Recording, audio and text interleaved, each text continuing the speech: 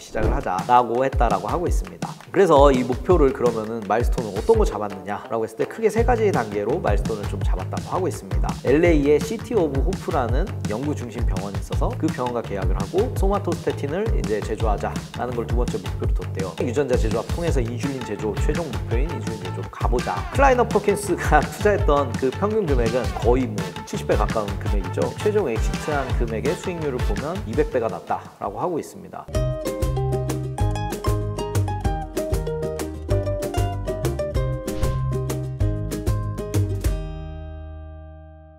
안녕하세요. 전석철 유니콘의 VC 전석철입니다. 지난 시간 밥 스완슨이 톰 퍼킨스를 만나서 $50만 시드머니를 이제 유치하려고 요청을 했는데 과연 어떻게 톰 퍼킨스는 진행을 했는지에 대해서 말씀드리도록 하겠습니다. 퍼킨스는 그 이야기를 듣고 곰곰이 생각을 해봤대요. 기술은 정말 매력적인 거 맞는데 이게 개발이 되고 그리고 상용화되기까지 정말 불확실성이 크기 때문에 정말 최소한의 비용을 투자를 하면서 성장 단계를 봐가면서 투자금을 추가로 집행하는 방식을 써야 되겠다. 최근에 말하는 마일스톤 투자 방식을 거의 최초나 다름없게 사용을 했었던 것 같습니다. 그래서 이런 방식을 사용하자라고 해서 제넨텍 같은 경우에도 어떤 목표를 세우고 그 목표가 이제 집행이 됐을 때 그 다음에 펀딩도 이제 추가적으로 진행을 하는 그런 방식을 이제 제안을 했고 해당 창업자들 스완슨과 보이어 같은 경우에도 그 방식에 이제 동의를 해서 그러면 초반에 $10만 가지고 시작을 하자라고 했다라고 하고 있습니다. 그래서 이 목표를 그러면은 마일스톤을 어떤 거 잡았느냐라고 했을 때 크게 세 가지 단계로 마일스톤을 좀 잡았다고 하고 있습니다. 일단은 생각했던 비용이 아니잖아요. 거의 5분의 1 비용으로 시작을 해야 되는데 그 비용 자체는 보통 이런 바이오텍 회사들이 투자를 유치를 하면 그런 연구 장비도 사야 되고 실험실 만들어야 되고 그 다음에 사람을 박사급 전문가들을 뽑아야 되는데 그 과정에서 비용이 엄청나게 소모가 되거든요. 근데 이제 어떻게 보면 $10만 작게 시작을 하니까 어떻게 이 비용을 가지고 해당 성과를 낼 수 있는 연구를 할 수 있을 것인가를 고민을 했던 게 이제 전문성을 갖춘 연구 시설들과 계약을 해서 거기에 속해 있는 이미 뭐 장비와 그리고 인력들을 통해서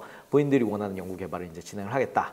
라고 해서 LA에 시티 오브 호프라는 연구 중심 병원이 있어서 그 병원과 계약을 하고 많이 유명한 그 캘리포니아 공과대학 칼텍이라고 하죠. 그것과도 이제 계약을 체결을 해서 이제 진행을 하기로 했습니다. 그리고 또 두 번째 단계로는 이제 연구가 어느 정도 진행이 될 때 소마토스태틴이라고 하는 물질을 먼저 제조해 보자. 라고 하는데 이게 인슐린을 유전자 제조합을 통해서 제조하기까지는 굉장히 많은 단계와 그리고 그 당시에는 이제 유전자 증폭기인 그 PCR 자체도 없었기 때문에 거쳐야 되는 단계가 굉장히 많았어요. 그래서 일단은 가장 필요한 요소 기술 중에 하나인 박테리아에서 동물 유래 단백질이 실제로 생산될 수 있다라고 하는 이 개념부터 증빙을 하자라고 해서 소마토스태틴을 이제 제조하자라는 걸 두 번째 목표로 뒀대요. 근데 스완슨 같은 경우에는 이 목표를 두는 게 뭐 여담처럼 말씀을 드리면 그렇게 만족스럽지 않았대요. 바로 인슐린 제조로 그 연구 개발로 하고 싶은데 어떻게 보면 이 보이어 교수 같은 경우에는 먼저 이게 생산이 된다라는 그것부터 그 개념부터 증빙을 하고 그 다음에 나가는 게 맞다라고 해서 둘이 좀 의견 대립이 있었는데 여기에도 동의를 하게 돼서 그러면 소마토스태틴이라는 게 만들어지면 그 다음에 유전자 제조합 통해서 인슐린 제조 최종 목표인 인슐린 제조로 가보자라고 하는 요 세 가지 목표를 세웠고 단계 이루어질 때마다 이제 클라이너 퍼킨스에서는 투자금을 집행하고 펀딩도 크게 유치해서 다른 기관들도 이제 참여시키고 그런 단계로 이제 진행을 했다라고 하고 있습니다. 그래서 이제 진행을 하는데 당시 같은 경우에는 앞서 말씀드렸던 것처럼 시장도 그리고 기술 기업에 대한 투자도 어떻게 보면 굉장히 매우 그 희소했던 상황이었기 때문에 1976년 그 캘리포니아의 증권감독위원회에서 클라이너 퍼킨스의 제넨텍 투자에 대해서 굉장히 우려를 표명하는 공문을 보내기도 했다라고 하고 있습니다. 이렇게 위험한 투자 왜 하냐, 괜찮겠냐라는 등의 이제 공문이었는데 거기에 톰 퍼킨스는 이렇게 답변을 합니다. 클라이너 퍼킨스는 제넨텍 투자에는 커다란 위험이 따른다는 사실을 정확하게 인식하고 있습니다. 그러나 우리가 하는 사업 자체가 상당히 위험한 투자를 원래 하는 거다라는 답변을 보내는데 저 개인적으로는 이게 벤처 투자의 참 정의 중에 하나가 아닌가라고 생각을 합니다. 세상을 흔들 회사 그리고 세상에 없던 기술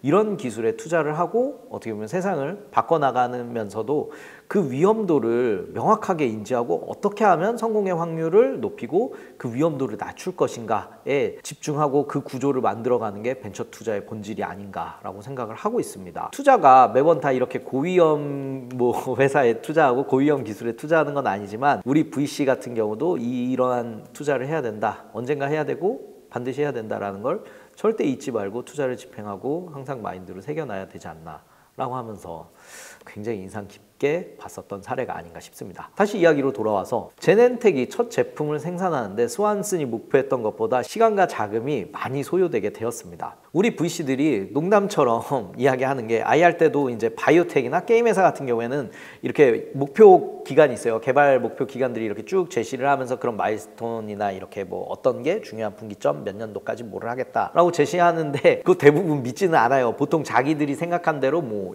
여기에서 한 1.5배 더 올리겠지 아니면 1.2배 더 올리겠지 등등등 이렇게 늘 실제로 이런 사업을 진행하고 개발을 하는 것은 예상 이외의 변수가 많이 발생하기 때문에 그걸 어느 정도 염두에 둔 상황이다라고 할 수 있겠습니다. 그래서 앞서서 당연히 제넨텍 같은 경우에도 예상했었던 그런 시기와 그리고 뭐 개발 과정들과 다른 이벤트들이 발생을 했고 그래서 이렇게 제가 예상했던 거랑 좀 다르게 일이 흘러가는 일이 많다라고 했잖아요. 그 소마토스태틴 처음 만들었을 때도 그런 일이 발생을 했대요. 그래서 처음에 이제 다들 기대 끝에 자 이제 합성한 거 이거 보자 라고 했을 때 합성이 생각대로 전혀 되지를 않아가지고 당시에 그거 보고 충격받았던 이제 밥 스완슨 같은 경우에는 갑자기 급성 복통이 와서 응급실에 실려갔다라고 하는 사례도 있고 뭐 이런 변수들이 늘 발생을 해요. 근데 이런 변수들 속에서도 묵묵하게 회사는 계속 전진을 해야 되는 거고 실제로 제넨텍도 그런 전진을 했다라고 할 수 있겠습니다. 그래서 그 상황에서 어떻게 보면 목표했던 기간보다 이제 자금과 시간이 더 길게 되니까 포키스 같은 경우에는 회사가 지속적으로 개발에 매진을 할 수 있도록 1977년과 1978년에 연달아서 투자 설명회를 진행하고 본인과 그리고 동료 투자사들이 투자를 할 수 있도록 펀딩을 주도했다라고 하고 있습니다. 그래서 기술 개발이 그래도 고도화가 되면서 데이터가 나오니까 그 상황을 이제 파악하면서 기업 가치는 계속 상승해서 지분 희석도 그냥 한 번에 필요 자금을 다 유치하는 것보다 훨씬 더 유리한 환경으로 지분 희석을 최소화할 수 있었다라고 할 수 있겠습니다. 그래서 결국에는 소마토스태틴을 제조에 성공했다고 하고 있어요. 1977년 12월 9일 사이언스지에 해당 결과는 실리게 되었고 언론에도 대서특필되었습니다. 이제 사람들은 박테리아가 인슐린도 만들 수 있겠구나 라고 하는 확신이 더 들게 되었다라고 하고 있습니다. 당연히 이 결과를 바탕으로 1978년에 있었던 펀딩도 굉장히 흥행을 하게 됐고요. 소마토스태틴의 성공을 바로 확인을 하고 다음 날부터 인공 인슐린 유전자를 만드는 연구가 시작되었다라고 하고 있습니다. 매우 이런 화학 실험 같은 경우에는 유독 물질도 많고 조심해야 되는 것도 너무 많기 때문에 이런 유독한 시험실 환경에서 뭐 밤낮을 가리지 않고 합성에 매달린 결과 6개월 만에 인공 인슐린 제조에 이제 성공했다라고 하고 있습니다. 그래서 1978년 8월 21일에 이런 젊은 과학자들 그리고 당시 젊은 투자자들이 모여서 드디어 박테리아로부터 인간의 인슐린을 만드는 데 성공을 했다라고 하고 있습니다. 이 소식은 매우 어떻게 보면 역사의 한 획을 그을 소식이잖아요. 그래서 듣자마자 미국의 거대한 제약회사인 일라이 릴리에서 즉각 부회장을 파견을 해서 고작 4일 지났을 때 바로 파견을 해서 라이센스 계약을 체결했다라고 하고 있습니다. 일라이 릴리는 선수금으로 50만 달러를 제공을 했고 제품화에 성공을 할 경우 제넨텍의 판매액의 6%를 지급하고 그 연구 개발을 했던 시티 오브 호프 병원에 2%를 지급하는 그런 로열티 계약까지 체결을 하게 되었습니다. 요새 바이오 기업들이 많이 상장을 하면서 우리 대중들이나 투자자들한테도 익숙한 라이센스 아웃 개념이 일어나게 된 것입니다. 그 다음에 일라이 릴리는 제조합 DNA 기술로 이제 그 만들어진 인슐린에 대해서 임상 시험을 진행을 했고요. 1982년 10월에 마침내 FDA에서 유전자 제조합 기술로 만든 이제 이 물질 휴물린이라고 이름을 붙인 이 물질의 판매를 승인하게 되었습니다. 휴물린은 사람과 인슐린의 혼합한 용어로 어떻게 보면 최초로 이렇게 유전자 제조합 기술을 통해서 만들어진 인공 인슐린이다 라고 할 수 있겠습니다. 그러면서 1980년도 10월 14일에 제넨텍은 나스닥 시장에도 상장을 하게 됐어요. 그러면서 공모 가격인 주당 35달러에서 그 당일에 바로 주당 80달러까지 이제 주가는 치솟았고 결국엔 뭐 89달러 찍었다가 71달러로 첫날을 마감을 했다라고 하고 있는데 클라이너 퍼킨스가 투자했던 그 평균 금액은 당연히 이 고생을 처음부터 같이 하고 회사 시작부터 같이 했기 때문에 한 주당 평균 1.85달러가 투자 평균 가격이다라고 하고 있습니다. 그래서 주당 71달러가 되면 거의 뭐 70배 가까운 금액이죠. 근데 그 이후에도 회사의 주가는 계속 상승했기 때문에 최종 엑시트한 금액의 수익률을 보면 200배가 났다라고 하고 있습니다. 보통 우리가 상장을 했을 때 아니 VC들은 왜 이렇게 지분을 싸게 취득하고 뭐 이렇게 많이 가지고 있어? 라고 대중들이 많이 좀 의아해하기도 하고 어떻게 보면 이거 너무 이렇게 싸게 많이 가져간 거 아니냐 라고 하는 그런 비판도 왕왕 듣는데요. 어떻게 보면 물론 다 이 사례에 해당할 수 있지는 않겠지만 정말 아무것도 없는 시기에서 무에서 유를 창조할 때까지 이렇게 같이 기간에 집행을 하고 그 회사가 필요한 자금을 이제 넣었기 때문에 어떻게 보면 그 기업 가치는 회사의 성장 단계에 따라서 각각 다른 면이 있다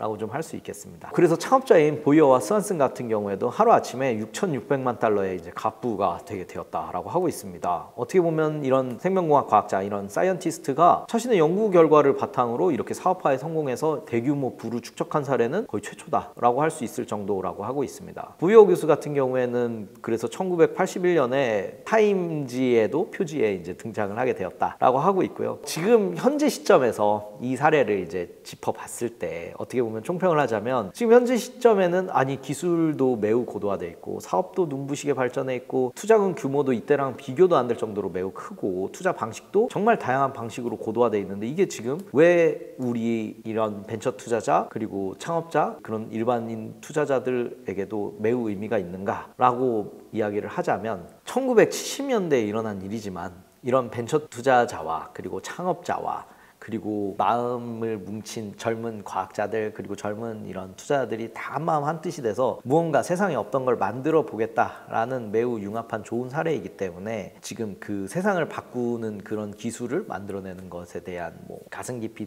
이렇게 솟아오르는 그런 열정 그리고 그거를 실제로 구현하기 위해기까지 인내심과 그런 차분한 그런 조력 그리고 투자가 집행이 되었기 때문에 모두에게 와닿는 이런 스토리가 아닌가 싶습니다. 이게 비록 과거에 있었던 사례이고 뭐 한참 전에 있었던 지금 나랑 무슨 상관이야 라고 생각하실 수도 있겠지만 정말 하나하나 이제 뜯어보면 지금 봐도 이거 너무 뭉클한 그런 사례가 아닌가 싶습니다. 그래서 다들 이 사례도 깊이 한번 또 기회 되실 때 어떻게 보면 그 책을 보시거나 아니면 뭐 영상 이후에도 뭐 여러 가지 이렇게 찾아보시면서 나는 과연 그 피터 시엘이 얘기했던 내가 생각하기에는 정말 이거 될 것 같은데 이거 진실인데 왜 남들이 알아주지 않을까? 남들은 왜 이거에 동의하지 않지? 그런 질문이 자기한테는 어떤 게 있는가 라는 거를 우리 한번 곰곰이 생각해보면 우리에게 남들이 발견하지 못한 무언가를 우리가 생각하고 개발하게 되는 그 원천이 아닌가 싶습니다. 여러분 다 같이 한번 곰곰이 생각하는 하루가 되었으면 좋겠습니다. 이상으로 제가 준비한 콘텐츠를 마치도록 하겠습니다. 감사합니다.